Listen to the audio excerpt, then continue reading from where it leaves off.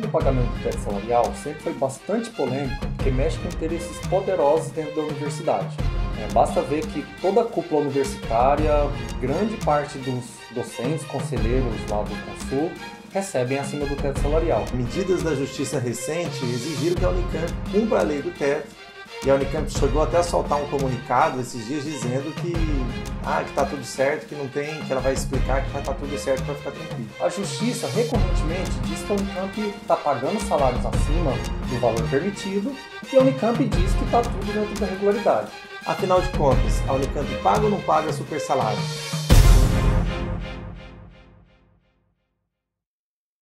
Esse é o Quentinhas Unicamp, estreando em 2019. A gente gostaria de pedir para você se inscrever no canal do YouTube, se possível, dar o joinha no vídeo, clica no sininho ali para ficar sabendo quando sair novos vídeos. Siga a nossa página no Facebook e não deixe de conversar com a gente sobre qualquer assunto de seu interesse, críticas ou sugestões. Bom, para a gente entender isso, a gente tem que começar lá do começo. Em 2003, foi promulgada a Emenda Constitucional número 41, que definia o teto do funcionalismo público. Nenhum servidor público poderia ganhar mais do que o salário, o subsídio do governador do estado. E o que a ideia de teto salarial tem de bom? É uma forma de dizer que no funcionalismo público as pessoas não devem se enriquecer. É bom que tenha um teto salarial que garante que a pessoa está recebendo bem, mas se a pessoa quer ter esses salários compatíveis com um das maiores empresas do mundo, não é no serviço público que ela vai enriquecer. Então a gente gosta da lei do teto. Só que a Unicamp, nesse período, ela alegou que todo mundo que já, em 2003, às vezes já tinha um salário maior que o governador, porque o limite do teto seria o salário do governador, né? Quem já tinha esse salário maior que o do governador, a Unicamp achou que, pelo princípio da irredutibilidade dos salários, não deveria diminuir o salário. Em 2006, inclusive, alguns juízes eles entraram com a medida cautelar falando que eles não poderiam ter o seu salário reduzido. Naquele momento, o STF então decidiu que congela o salário. Não reduz o valor, mas o salário fica congelado. E isso ficou se enrolando aí até 2014, 2015, quando finalmente o STF decidiu que mesmo que a pessoa tenha tido legalmente aumento salarial antes de 2003, que ela está submetida ao teto. E que o teto inclui toda forma de remuneração. Então, o STF ele bateu o martelo na questão em novembro de 2015, dizendo que o salário máximo que um servidor público, e aí aqui no caso do estado de São Paulo, por exemplo, deveria ser de R$22 mil, que é o salário do governador. O STF até diz nessa decisão que os servidores que antes da data, dessa data aí de novembro de 2015, não precisariam nem devolver o que eles tinham recebido a mais, porque ele entendia que inclusive não tinha sido de má fé esse recebimento, mas que a partir daquele momento era definitivo, precisaria cumprir a lei do teto. E a Unicamp segue ainda abraçando essa leitura de que antes de 2003 tem remunerações ali que não estão sujeitas ao teto. Por isso que a gente vê hoje ainda na Unicamp um monte de gente que tem um salário muito acima dos 22 mil e que tem um redutor pequenininho. E agora, recentemente, no dia 6 de fevereiro, o Ministério Público de Contas falou que a Unicamp precisa definitivamente cumprir a lei do teto. O Ministério Público soltou toda uma leitura de que a Unicamp está preferindo uma interpretação da lei que causa prejuízo aos cofres públicos. Dava mais ou menos 2 milhões por mês, né? Só ainda o conselheiro lá chega a dizer que em dezembro de 2015 o prejuízo era de 2,3 milhões só em um mês, né? Então você vê, isso aí dá num ano 2 vezes o que a reitoria economizou com os cortes da GR. Para você ver como é uma questão que concentra, são poucos funcionários que ganham muito, né, docentes na maioria, que ganham muito, enquanto a gente do piso, né, não vamos nem falar isso de novo, quem ganha o piso da Unicamp não está tendo direito nem de manter o poder de compra. E agora, no final de fevereiro, o conselheiro do TCE, Dimas Ramalho, falou para o reitor que ele tinha 10 dias para explicar se estava pagando, baseado naquela consideração do Ministério Público, falou que a Unicamp tem 10 dias para explicar se paga, se não paga, o que ela deixa de pagar acima do teto.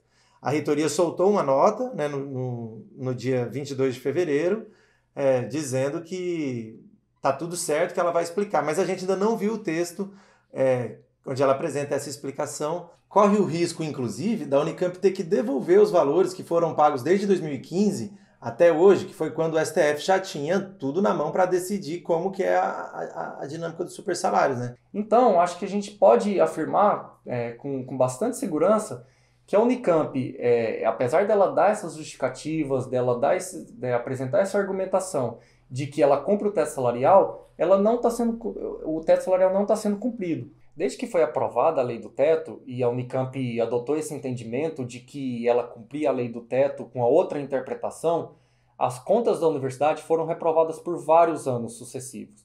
Se a gente pega os relatórios do Tribunal de Contas, ano após ano, desde 2006, pelo menos que a gente tem notícia até hoje, a gente vê que as contas elas não foram aprovadas. Elas foram encaminhadas com a ressalva de que deveria, entre outras irregularidades, cumprir o pagamento do teto salarial. Mas nós estamos suspeitando que a Unicamp vai ter que mudar a leitura, né, e a forma como ela define o que é teto salarial na Unicamp. E isso abre espaço para ampliar nas reivindicações que nós temos, né, porque a isonomia é uma questão muito importante para a educação e para o funcionalismo do Estado e que está esquecida com a desculpa de que não tem dinheiro. Se a Unicamp tiver que pagar o teto, vai ter dinheiro para a isonomia, a reitoria tem que fazer um pouco mais de esforço em prol dos funcionários aí. Essa discussão do teto aí é engraçado, né? Porque ela mostra com muita clareza como a Unicamp é elitista assim, na sua política de remuneração. Quem ganha muito, ganha bem e tende a ganhar mais. E quem ganha pouco, tende a piorar o salário. Não é à toa que no meio da greve de 2018, enquanto a Unicamp falava que o piso salarial não poderia subir, que o reajuste não tinha dinheiro para dar reajuste, ela estava lá, ao mesmo tempo, lá na Assembleia Legislativa fazendo lobby para que se aumentasse o valor do teto salarial, o que impactaria bastante nas contas nos próximos anos, mas isso ela não tinha nenhum problema em fazer, ao mesmo tempo que nos negava, né, inclusive com corte das GRs, né, que isso afetava, diminuía o salário, a remuneração percebida por muita gente. Então é sempre engraçado falar de teto salarial porque ele denuncia com muita clareza como a Unicamp é contraditória, né, na hora de aplicar isso. Inclusive, quando a Justiça sugeriu que tinha que ter uma aplicação mais severa da lei lá de 2013, né? Veja que quando ela foi falar isso foi em 2015, 12 anos depois da lei, quando a Justiça sugeriu uma aplicação mais séria, a gente viu o reitor da época, o Tadeu, aparecer no jornal para dizer que era o começo do fim das universidades públicas paulistas. Ele não falou isso quando quebrou a isonomia, ele não falou isso quando se começou a terceirizar geral. Agora, quando falou que os maiores salários da Unicamp não iam poder crescer, para ele era o fim da universidade pública. E é engraçado também que é 2 pesos e 2 medidas na questão da aplicação da lei. A gente vê que quando teve, por exemplo, as 30 horas, que, né, houve reclamação com isso, ou mesmo quando falaram que não podia mais mudar de segmento, né, que o funcionário do médio não poderia ir para o superior, por exemplo, a Unicamp só falava de lei. Era lei para cá, lei para lá, tem que cumprir. Agora, na decisão do teto salarial, dos maiores salários, eles esquecem da lei. Uhum. Inclusive, apesar da lei dizer muito claramente, mesmo para um leigo, é muito claro o que a lei diz sobre isso, a Unicamp ela finge que não viu a decisão, inclusive na nota que a reitoria fez, que é ridícula quando saiu essa decisão do Ministério Público, ela dizia que não sabia de nada, que tomou contato pela imprensa, um debate que já vem se arrastando aí há vários anos, e que está muito claro qual é a decisão. Diego, engraçado que a Unicamp podia não saber de nada, mas teve professor da Unicamp que soltou texto na internet, com perdão da palavra, esculachando o pessoal lá do Ministério Público que apontava essa irregularidade, né? Inclusive com argumentação muito ruim, porque não defendia o mérito do pagamento acima do teto. Ficava mais centrando em acusar os procuradores, desqualificar a turma que estava apontando ali que via prejuízo, né, nessa interpretação que a Unicamp fazia da lei do teto salarial. E é importante a gente lembrar também que durante todo esse processo de se cumpre o teto, o que é o teto, como que cumpre, a gente não pode esquecer de todo o lobby que a cúpula da universidade fez para que se mudasse a lei a forma de cálculo do teto.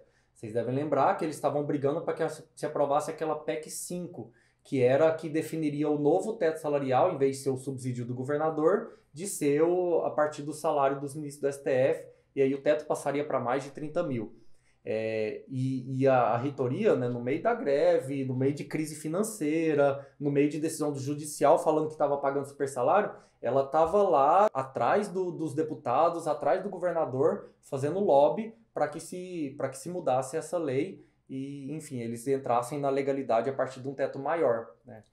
Foi uma lei que foi aprovada assim que o governador do estado, que na época era o Alckmin, se afastou por causa do processo eleitoral. Como é uma medida que impopular, sou estranho para muita gente ouvir falar que a Unicamp vai aumentar os maiores salários, o governador tomou cuidado de não estar no meio disso daí. Então, assim que ele se afastou, aí correram atrás de aprovar isso na Alesp e aprovar isso no meio da greve de 2018. Só agora, em 31 de outubro, que o Tribunal de Justiça de São Paulo falou que essa medida aprovada na Alesp era ilegal, inclusive com argumentação bem burocrática, dizendo que não é a Alesp que determina esse tipo de questão, que isso cabe ao Executivo, e foi por isso que determinou ilegal o aumento do supersalário, que causaria um impacto muito grande na Unicamp, e que se a reitoria estava disposta a gastar com os maiores salários, ela tem que gastar com o processo de isonomia. É um bom momento para a gente exigir isonomia, né, avançar na isonomia. Os nossos pisos salariais estão mais de 22% abaixo, né, precisam crescer mais de 22% para ficar igual aos pisos da USP, que são maiores que os nossos. Em resumo, eu acho que a gente pode dizer que, na verdade, é uma boa notícia para a gente, né? Ainda mais entendendo que daqui a uns dias a gente começa a nossa campanha salarial, a gente está no aperto aí, né? Sem reajuste salarial nos últimos anos, com a desculpa sempre de que não tem dinheiro, e se efetivamente agora a Unicamp passar a cumprir a lei do teto, vai ser um bom dinheiro aí que vai poder vir para os menores salários. Na última vez que a gente calculou isso, dava perto de 50 milhões por ano de prejuízo que era pago, né, acima do teto. Então, com esse dinheiro, que é várias vezes mais do que foi o corte da GR ou qualquer medida de contingenciamento da reitoria, poderia vir para os funcionários, né, acabar um pouco com essas diferenças brutais que a gente tem salariais aí na universidade. Então, é uma boa notícia para a gente espera que a Unicamp ela minimamente cumpra a sua função, né, tenha a responsabilidade, cumpra a sua função pública, pare de pagar os super salários, regularize o teto e discuta a crise financeira igual para todo mundo, né? Porque não adianta falar que tem crise para pagar os nossos salários, mas não tem crise na hora de fazer lobby para o teto ou de ficar descumprindo decisão judicial pagando super salário.